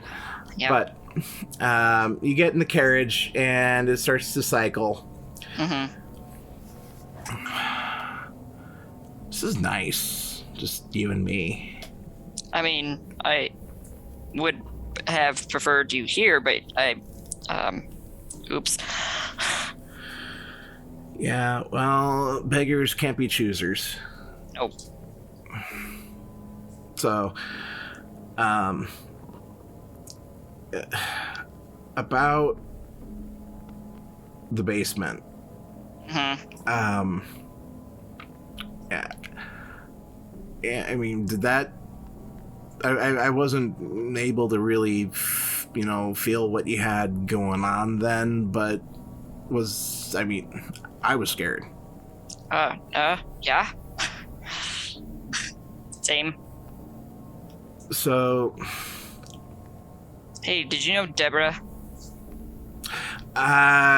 Deborah... Milner? Milner? Oh, yeah. Oh, Yeah, yeah. We had business. Okay. She's not a very pleasant individual. No, she's not. I could tell you what I think of her, but I think you already know what I think of her. Yeah, and she owes me money, or she owed me money. So if you ever do run into her, I would appreciate the, maybe putting a word in for me. It'd be nice. I will see, but if I meet her in person again, she might go in torpor, or worse. Well, that's to be expected. So, listen. The thing with before. Look, you know I forgive you, right? Oh no, I know you do, and I felt really, really bad that happened. Well, I guess we're lucky. Yes. But do you think that spooky fucker can tell that I'm in here? Maybe. He seemed like he could tell, but I'm not. She's talking her head, not entirely sure. Mm. Okay, because I mean, there's he is not wrong. I mean, I do feel something else. It's not just me in here now. Do you see? Do you hear Persefatina? No. Okay. No, it's whatever it is. It's old. It's evil, and it is pissed off. Oh. What did you guys do? Oh, there's something. Oh. I did not know there was something else in there. I mean, I tried something, but it didn't work because I thought I could do it, but I couldn't do it. All right, look, I'm gonna do what I can. And you think I'm also possessed with something hiding? I don't. Well, I mean, well, yeah, in the way, but I did the different way. The way that matters right now is what you're. Yeah. Yeah. I don't know. It's quiet. I just get this. I just get the sense of what it is, but. Or is it attached? I know I did the hospitality thing. Yeah, I think that's. Wait, what? The rite of hospitality? Well, I know what the rite of hospitality is, but I mean, you got to remember, I wasn't all there when that was going down. Okay. What do you mean? I was offered, and you can't refuse it. Okay. Wait, you took blood from the scary dead thing? Yes. Oh, fuck. Oh, it's time for a thing to do. I think I know what to do now. I think I'm gonna have to talk La Charveux about this, I guess. Not you. I'm not gonna tell him about you, but I will tell him. Well, I mean, if you tell him about that, do you think he's gonna? I don't know if that's a good idea, really. Your call, but I don't know. I mean, I haven't decided. Well, look, I should probably be quiet for a while now, just in case. Okay. All right, but just be careful. All right. Okay. And we're gonna go ahead and swing back over. Probably get a reading from Celia now. Mm-hmm. We're gonna swing back over to Celia and Lar Charveux in the tent. Now, Celia. Mm-hmm. Your special tarot cards, where do you normally put them when you are getting your show all set up? You mean from my grandmother? Yes. I had a thought on that. I do have the third dot hollow inside.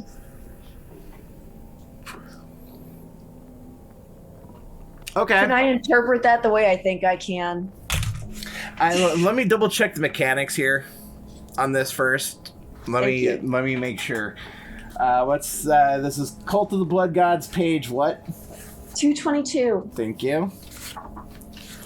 See, the new Hekata lore sheets are still new territory for me, and I do not have them memorized. And any storyteller who does a stream and doesn't look at this at least once, yes, no, even the most seasoned ST has their books right by their table. I guarantee you that. What I'm thinking of is not explicitly stated in the text, but you can probably guess from the name. Okay.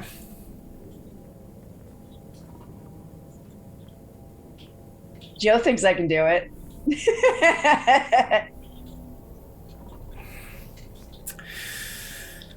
Ooh. Okay, now the thing about this isn't clean. I mean, I'm not in. Well,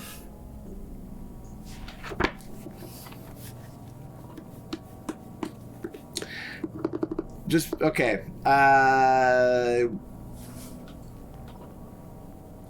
Okay, that works for me for now. Okay. That works for me for now. To be clear, her grandmother's deck is not what she uses for her readings. Okay. It's just something that is important to her, and she likes to keep close. Okay. All right. That it bears repeating. Or I had to double check what exactly happens with that deck, just because there was something that was being discussed in the Zoom chat. Hold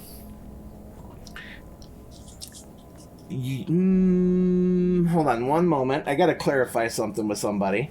But while I'm doing that, Celia, why don't you go ahead and kind of describe how Celia is here when she's turning it on, so to speak, when she's getting into character, her showman persona. Yes. Her posture changes a little bit. She straightens, her shoulders go back, and her head tilts up a little bit.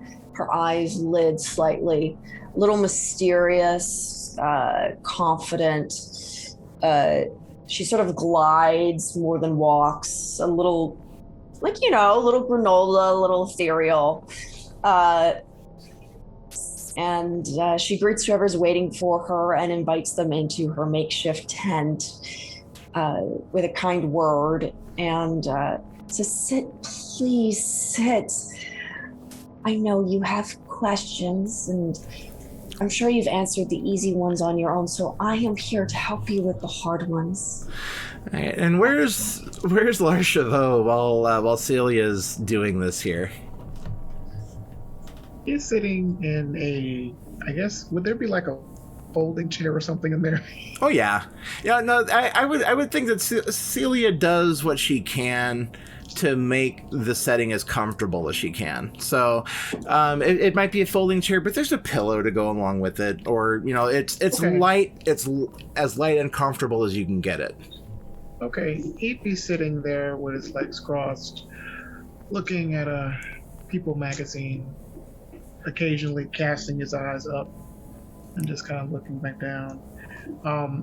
If you would pay attention, you would see that he's not flipping the pages. They're just turning as he's watching this.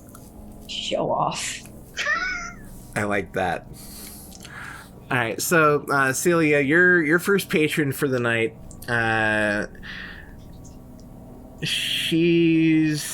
You'd probably line her up as maybe senior in high school, maybe freshman in college. That wonderful time where I don't know whether or not I should still card you for a cigarette. Well, actually, no, you can't. You have to now because it's 21. I keep forgetting that. I'm old. I'm sorry. But she's she's wearing we'll say something modest. I mean, this is the South still, and there's certain families that expect they expect their certain family members to present a certain way when they're out in public, and she's very we'll say Stepford larva. Okay. But she's got this little grin on her face, and she's hi, yeah, are you open?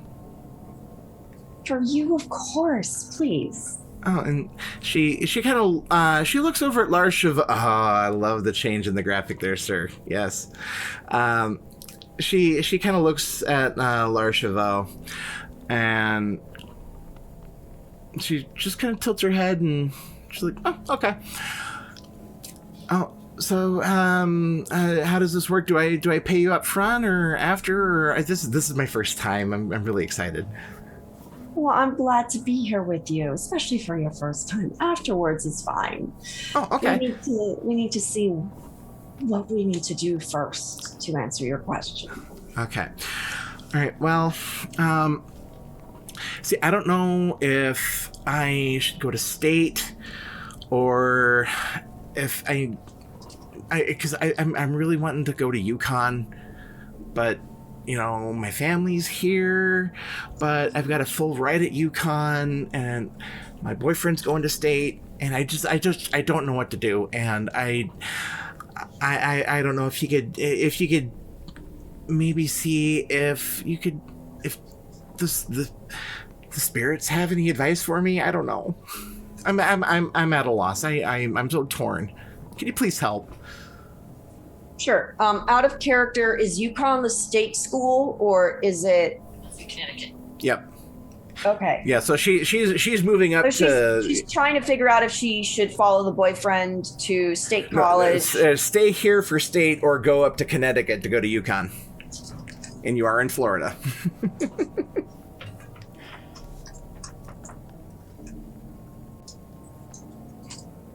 All right. Thank you. Yep. Well,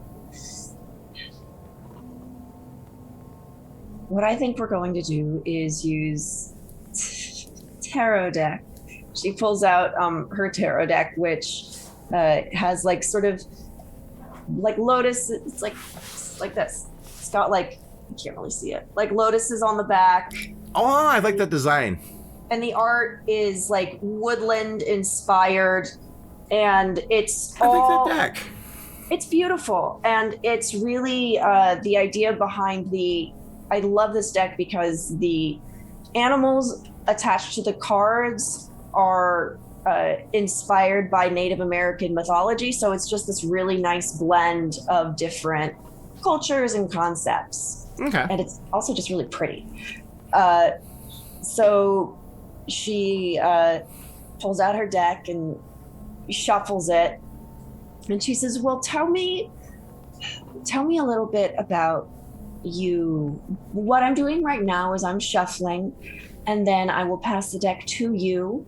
You will hold it, think on your question to mingle our energies, and then we will draw. Oh, okay. All right, well, see here, I'm going to be graduating high school in the spring.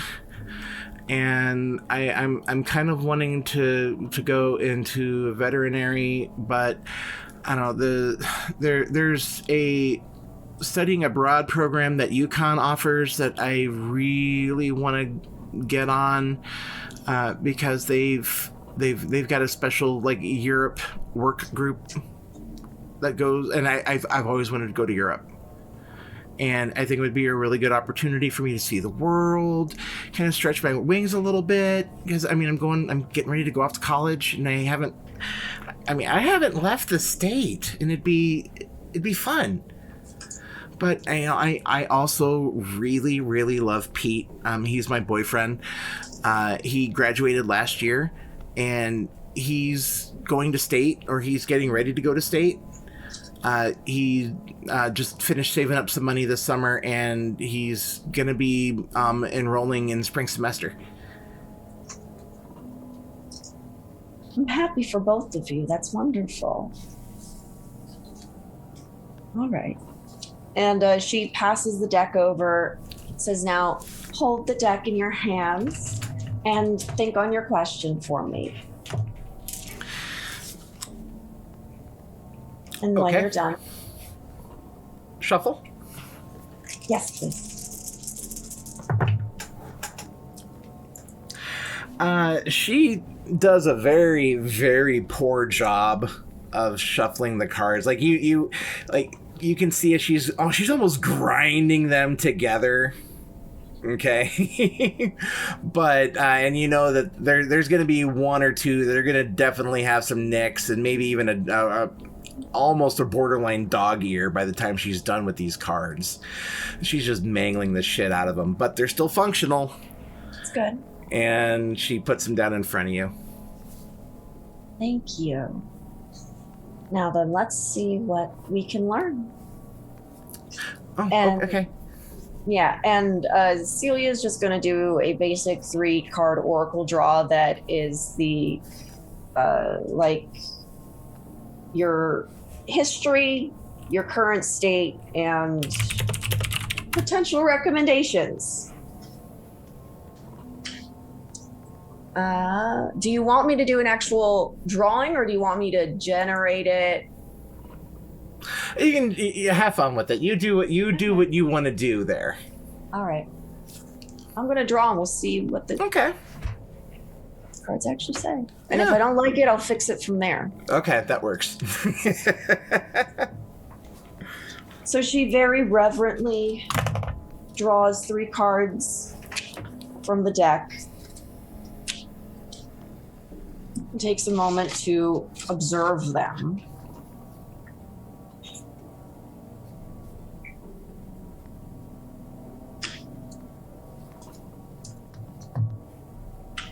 Come on, computer, don't screw me now.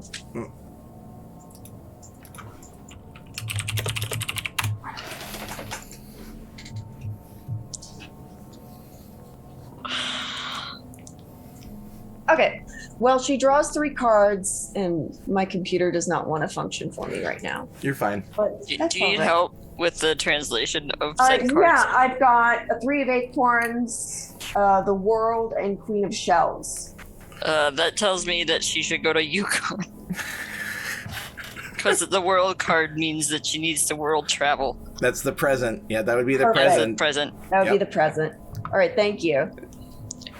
That I feels, cannot even see the cards, and I already. Yep. thank you. Yeah, in real life, Rosie is very new to this. Kat has a lot more experience, so thank you. And yes, I did get into it a little bit specifically for this character. Yes. Yes, it's Yes. fun. Yes. I enjoy. Yeah. So she looks at the cards and very reverently says, so we have the 3 of acorns, the world, and the queen of shells. And what this tells me is you need to travel. You do need to spread your wings. There is so much for you to see.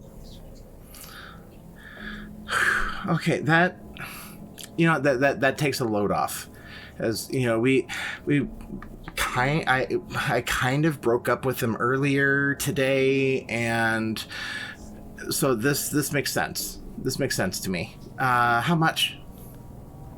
Oh, and she gives her normal rate. Rosie has no idea. $20 is usually standard. Sure. Yeah. $20.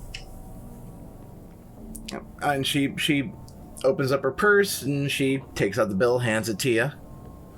And she kind of looks at what's Lar Charveux been doing this whole time, other than flipping the magazine. What's maybe going through his head? I want to hear Lar Charveux's take on this mark. Lar Charveux thinks that she's a stupid girl. Like she might. This is probably Joe talking too, but Lar Charveux is saying, "Fuck that guy. Go to school." Do something good with your life. Don't worry about a fucking guy. Mm-hmm. But he's also thinking that file away for later. Have spirit watch her. He feels something. Okay. From her. And you get that cold shiver of acknowledgement right behind your left ear. You know what ghost that is. Mm-hmm. And they'll be off to do their thing. Okay. He's also really curious about this, so he'll kind of lean forward a little bit. The magazine is still flipping though. He's not actually looking at it. So it's still flipping, and I guess if you would pay attention to him, that side of the room has gotten incredibly cold. And occasionally you'll see like fire crackling, but like shadows dancing behind him. And he's not trying to like spook, he's just like, something wicked this way. Please pay attention at some point. I love that. I love you, Joe. Thank you so much. So it's around this time that Nyx, you've cleaned up what you can. You've got an emergency supply of wet wipes back at the RV if you need to. And you bump into Cherry as she didn't clean off the blood spot. No, I'm talking about you. Oh yes, okay. Yeah. Yes. Yeah. Yeah. You bump into Cherry just as she's getting off the Ferris wheel. Did you have a nice ride? Did. I need to go talk to Lar Charveux and Celia right now. Like I'm in a mission. Oh. And, I see. And she actually does truck off in front of you, and it's almost like Moses in the Red Sea. Like the crowd absentmindedly makes waves for her, almost in a manner like a Nosferatu use an obfuscate through a crowd. They all just kind of whoop, whoop, whoop, bop around. I'm assuming you're gonna follow behind her. Yeah, Nyx will follow behind her. She'll I guess glance around to see where Tadio's at. He has gotten himself the correct funnel cake, and he is currently eating it. All right, I'll leave him alone with his funnel cake. Cherry doesn't seem concerned about him following, so he'll probably be okay. Yeah, Nyx will just follow after her. Okay. Probably wiping a stray fleck of blood that she missed. Mm-hmm. And you get back to the RV, and there's a decent sized line. There's about 4 or 5 customers lined up so far waiting. And then that's not also including the randoms that you're going to get that are just going to pass by on their way back to the car. Like, you know what? Why not? And that's when you see that Celia's current patron has left the tent, and you could, if you wanted to, work your way inside. Yeah, hang on. I need to look up something here. Are you gonna go into the tent with Celia, or are you gonna go into the RV? Well, Lar Charveux's in the tent. He's in the tent. Both of them are in the tent. Yes.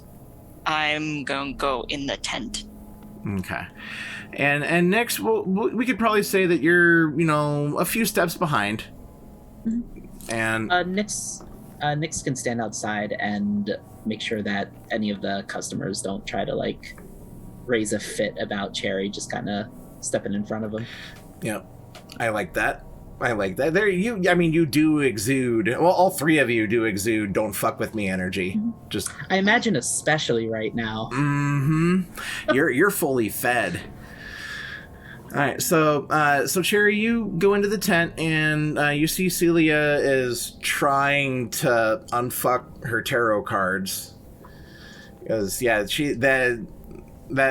girl did a number on her, and you would have the 2 of you would have noticed the fact that as that woman was leaving, she was wearing a green jacket. Dun dun dun. relevant Nix info. takes note of that. Of course, that fact means nothing to Cherry, but Nix knows. That's all that matters. Nix knows. So Cherry, you enter the tent and Celia's cleaning up her cards. What's Lar Charveux doing? Lar Charveux is kind of leaning back in the chair, and he's looking at his own set of different cards that he keeps. They're quite worn. They're old, but they have more so. You would think, from the back of it, this is more voodoo inspired. These were custom made for him. That's something Right. important. Let's see, who do I want reading from first? I look at Lar Charveux. May I have a reading? You want to read it from me and not Celia, huh? Yes, please. She can get a reading from me anytime, Uncle. That is true.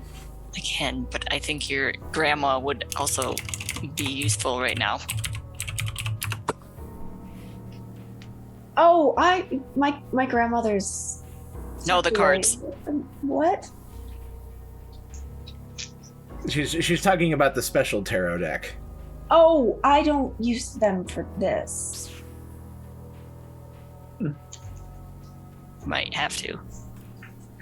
Well, let me know when you're ready. Also, Celia, good job, child. Of course, I'm glad I didn't have to lie to her about what they said. She's a stupid girl. Yeah. She has potential. You give readings to the other people that are out there. Or I could scare them away if you want me to. Oh, no. I am here to help. Okay, so Cherry, you sit down, and maybe Lar Charveux takes his proper place at the table, and he does the. How does Lar Charveux do his readings with his cards? Because everyone has their own style, their own pattern, their own way of doing things. First, you see kind of, for him, he kind of take one of his fingers and kind of prick his teeth, or his fangs, and let a couple drops of blood tap his. And then he'll pull. Okay. And he'll just sit and look. What do you want, child? What's on your mind? The thing that happened in the basement. Their hospitality was offered, and you can't back down from that. So,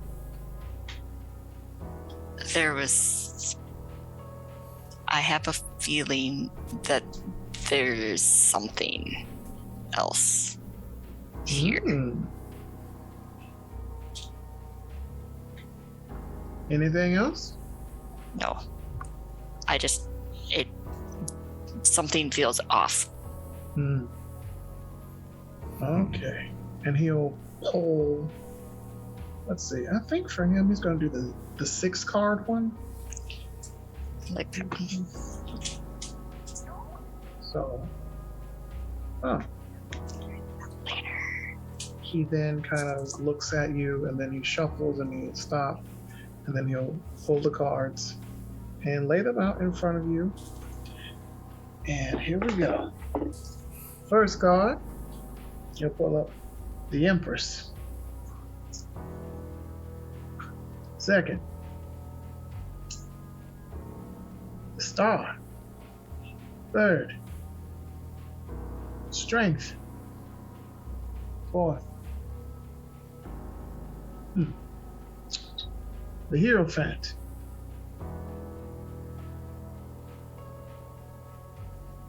Next card. Odd here.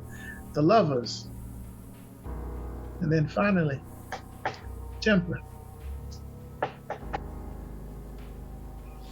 I mean anything to you, Chef?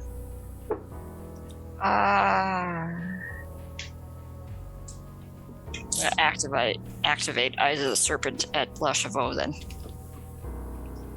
Temperate Eyes of the Serpent.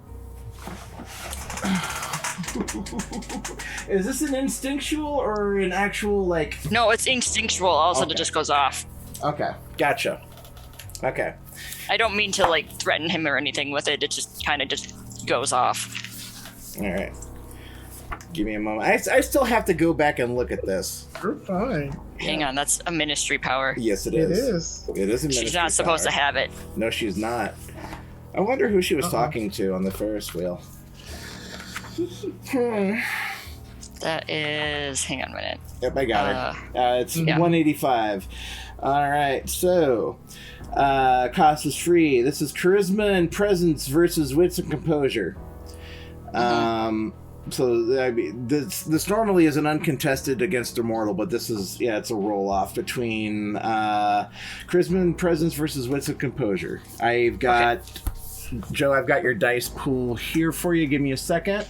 Charisma and I'm ready. presence. Okay, All so right. my presence is 1. Joe, you have 6 dice. Okay. 2 of them are probably hunger. That's 3. And you're at hunger 1, Joe. Hunger 1. Okay. Sweet. Hold on, one more time. Oh, good. First. Okay.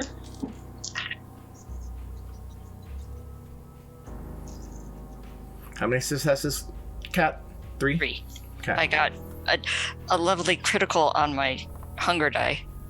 Okay. Yep, you're fine. Because I got a 10 and then a 7 and a 9, so. Okay, you're good. What? 1? 1. I didn't mean to. She didn't mean to set it off, but because of that reading, and I know exactly what it said. Okay, so. Alright, so. Lar Charveux, as you were doing your reading and you're starting to press Cherubina for more information, you see her face is totally passive, totally blank. It's like you're normally talking to her, but her eyes catch yours for just a moment, and you see her eyes are slit like a serpent's. She's been playing with snakes. And you've had this done to you before. This is nothing new. You yourself also play with snakes. The Samedi and the followers of Set, they ride in the same boat a lot of times, and they bump shoulders, rub elbows. You know you can play this cool. You can talk. Speech is still possible. You just can't physically move until she releases her power, which, quite frankly, you can shrug this off with 1 success on a willpower roll, which would be 5 dice. Okay. It's just whenever you wish to take that option there, Joe, that is what you can do to get out of this. Okay. But you can continue the scene from that point. Eyes of the Serpent are currently active on you. He will be stone, not moving, and he will not, of course, not lose his gaze, and just continue speaking. I remember when I said there's something dark that lives in you now that's quite wicked. It seems like I was 100% right, as well as something else you shouldn't be doing. I look right at him and I say, it's not. I don't know if these are active. If I realize that they. You probably once it's kind of like you have a moment of clarity, like, oh shit, and then you drop it, and then you see her eyes return to normal, and Lar Charveux, you can now physically move without hindrance. It's not this. And of course, Celia is still there in the tent taking this all in.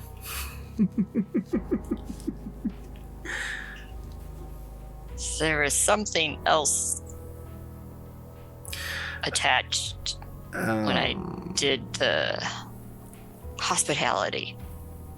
Lar Charveux, you're the spirit that you keep in that skull around your neck. It has some words for you. And What is it? there is a sickness in her. A spiritual sickness. The abyss is in her. In a bad way, Master. That means that it needs to be purged. Yes.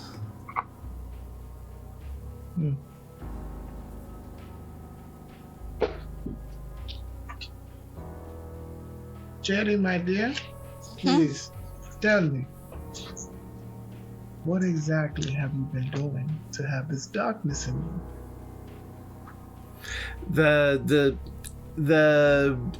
general metaphysical homebrew shenanigans that I got going on here is the meat puppet that she fed from was full of evil, tainted, spectre infused blood, and mechanically it causes no effect. It's just over time, if something isn't done about it, if that spectral energy isn't removed, she opens the door to possession herself. Basically, right now it's just a little hole in the wall, like a mouse hole, but if it keeps growing, it's going to turn into a big lit up sign for every specter that says "Eat it, Joe's." Oh my God. And where, I can see this, correct? Yeah, yes, you can see that, and the spirits also. It kind of filled you in on the background that what you weren't able to naturally pick up. That this was a direct result of her feeding from Opal Chapelwaith's. I guess Revenant in World of Darkness terms, maybe. I guess. Yeah. Revenant adjacent. Yeah. I'd buy that. Yep. Adjacent. I'd like to do a roll storyteller if I could. Okay. What do you got planned? And I will tell you your dice. I wanted to do a premonition. Say again? A premonition. Oh, just general premonition, not fatal premonition? No. All right, general premonition. Go ahead and make a rouse check. Oh yeah, you're at hunger 2. I forgot you. Yeah, you failed your rouse check earlier. Yeah, you're at hunger 2. That's right. I thought. Okay, that was a success. Got an 8. Okay. All right. I'll go ahead and I'll feed you here. Okay. So, what exactly, or what kind of information is Lar Charveux looking for? What do you want more background on? Kind of like a quick tarot. Past, present, possible future. Past, present, possible future of Cherubina? Yeah. Okay. Yeah. So, in her past, you see her accepting the embrace from her great-grandmother, who herself was possibly another one of those late-blooming, late-life proxy kisses that was kept around for a few years longer. They were allowed to age somewhat naturally, still have kids.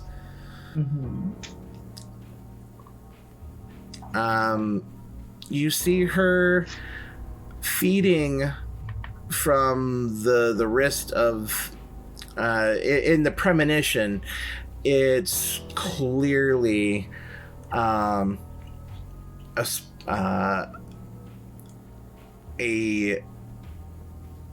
jagged, twisted coil of a combination of Vitae and the Abyss in a humanoid shape. But you see Cherry drinking from this creature's wrist, and a little bit of the Abyss that was in the creature passing through Cherry's lips and into her body. And in the future, you see Cherry standing in the basement of the ruins of the mausoleum back in Venice. And her eyes are black, and she's sticking her hand into one of the open pools of water down there in the family vaults. And then you lose and then the sight goes black, and you come back to the present.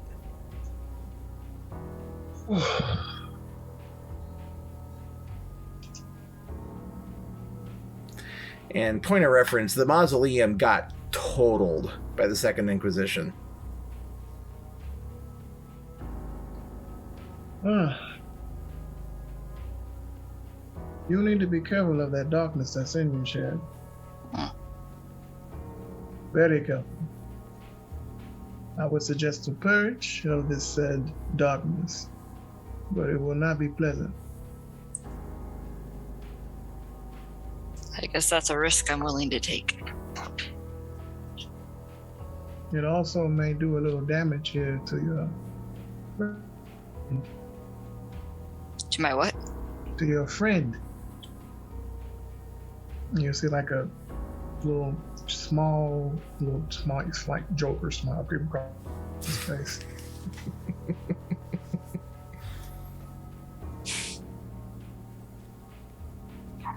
Isn't that right? Yes. And the ghost made sure to emphasize the semblance of the S. Mm-hmm. And it maybe exerted enough will that was actually audible inside the tent, and it came from the skull. And maybe Nyx, even you hear the yes.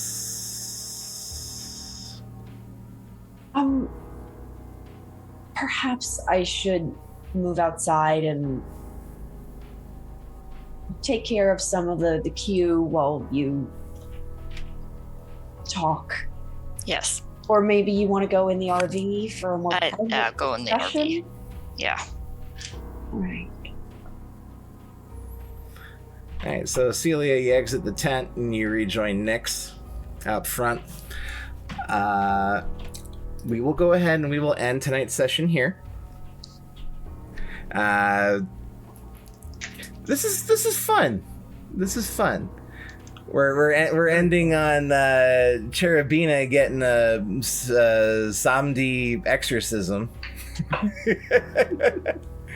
And we've got Celia doing a tarot reading for Nyx's dinner's now ex-girlfriend. Yeah, look. I mean, I did her a favor. Now she's it got all nothing worked holding her back. out. It all worked out. Is this one of those self-fulfilling prophecies that the kids keep talking about?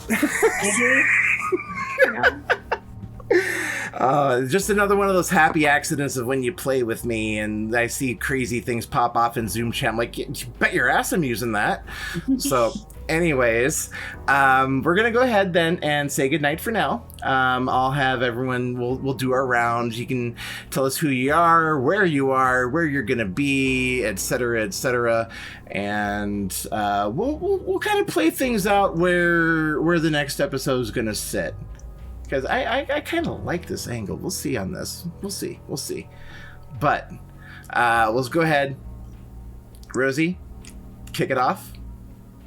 Hi, I am Rosie, regular size mom. You can find me on Twitter at mom_sized. And you can find me over on Vocal Tales on Thursdays and Sundays playing Pathfinder. We're doing a kind of gothic horror. I am a dwarf named Shit's Iron Splitter, and I wear a beard, and I've got like beads in it, and it's really awesome. I braided it over the weekend, so watch that. And on Sundays, we play cults. I'm a mortician, and dead bodies talk to me in the voice of my dead mother and sisters. Tune in.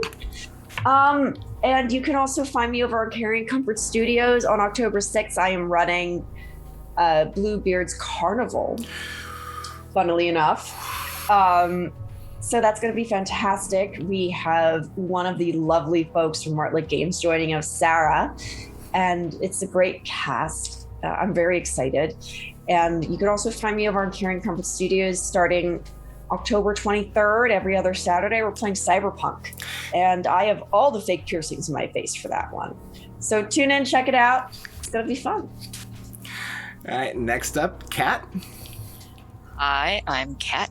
I played Cherubina, who will probably get exercised. Maybe. We'll see. Which would be kind of interesting. I'm Dead and Glow on Instagram and Twitch and Twitter. You can find me under that username. Do I have anything coming up? Oh, I have several things coming up. I can't really announce them. I'll talk about several of those things coming up. How's that? Yes. One of them I can't announce yet. I could probably announce because it will probably have happened by the time this thing airs. But it'll get announced. Allude to it. It involves vampires and it involves D&D. That's all I'm going to say. Yes. Sorry. No, go on. I was going to ask Kat to show us whatever shawl she's working on. Yes, please do so. I like that. Yes. We always have to have the post-session shawl show off. You can't see it. It's still on the needles, so it's really hard to see. And I'm kind of liking making this the regular thing. Yes, definitely show off what you're knitting after the session. That's awesome stuff. I love it. Next up, we've got Zoe. Go ahead. Hi, I'm Zoe. I've been your Nagaraha Nix, who really just had a pretty good time tonight, all things considered, and I'm sure we'll never have to suffer any consequences of our actions. You can find me on Twitter, Instagram, TikTok, all the social medias at Twillick43. You can also find me over on Carrying Comfort Studios, on the channel doing various things, in the Discord doing various things. I will also be a part of the Cyberpunk game coming up on October 23rd at 8:30 p.m. Displaced and Disorderly every other Saturday. It's going to be great. I'm extremely excited for that. And also keep an eye out for end of next month stuff that I can't talk about yet, depending on when this airs. I may be able to talk about it by the time this airs. I'm not sure yet, but keep your ears out. This is that wonderful time of year when all of the channels are getting their October horror shit lined up and ready to go, and there's projects flying out the door everywhere. So yeah, there's no telling when shit's gonna land. Who knows? But finally here to round off the cast was our special guest, Joe. Go ahead, Joe. Hi, everybody. It's me again, Joe, better known as DJ Torador, Nolafanger on Twitter. I am a free agent. I do a lot of shit for a lot of people because it's fun. I enjoy doing this type of thing. Like I said, free agent. Hire me for games. Pay me for games. I'm here. I'm just chilling. I am available, like I said, on Twitter. If you follow me on Instagram, you can follow me on Snapchat, Pornhub, OnlyFans. You know, I'm everywhere. Wherever I can sow my vampiric roots, blah blah. You can hit me up on there. This has been fun. I hope you guys like Marshall. Marshall is one of those interesting characters that I've actually had him. Yes, you heard Pornhub. La Chevelle is an absolute joy. If you can find the Pornhub, hey, I will follow you. You will get primo vampire content, I swear. I just had to check to make sure I heard that properly. Yes. But yeah, hit me up on the 1s and 2s. Oh my God, that's a DJ thing. Sorry, it goes with DJ Torter. But yeah. I pick up what you're putting down. I've spent my time at a few hip hop shows back in the day. There you go. Yeah. So yeah, follow me around. Well, around. That sounds weird. Don't do that. No. Follow the channels.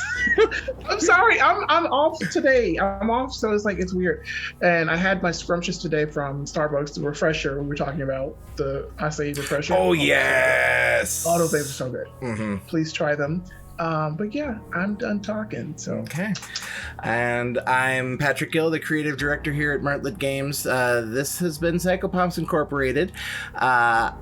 I love having Joe bounce around and just stir shit up. I fucking love it. When we were going through the character creation and the coterie creation, we were figuring out where we were going to put those last 2 dots, and then we were like, Mawla would make sense. And then like, ooh, wait a minute. Wait. This is the perfect opportunity for some DJ Toreador bullshit. then this is my area of expertise. So. Mm-hmm. Yes, and it's been a pleasure. I get to use that degree. Thank you. Yep. But this is one of many vampire projects that we've got going on for October, as I kind of alluded to. The big thing that I personally want to pimp out and promote right now is Terminal Black, which is a 10 Candles anthology. All of the wonderful people that you see on this screen are in that anthology in some capacity. I myself am the storyteller. Rosie what is could possibly go wrong? Right. But 10 Candles is one of those games to where you either haven't played it yet, you've played it and you love every single fucking minute of misery, or you hate it and you never want to touch it again. So far, I've gotten Rose addicted, and I've gotten one person addicted to 10 Candles. My goal is complete. Just one more convert for the cause. But yes, Rosie, you are in episode 1, I think. Joe, you are in episode 3. Kat, you're in episode 4. I believe so. And then recording next week. And then Zoe, you are in episode 5. Yes. Mm-hmm. So we've got a big spread here. Don't know when that's airing. It's been an absolute pleasure running through that game, and I'm looking forward to showing that off. This has been Psychopomps Incorporated. This has been your lovely cast. Say thank you to them. And once again, thank you, Joe. Thanks, Joe. Good night, everybody. Night.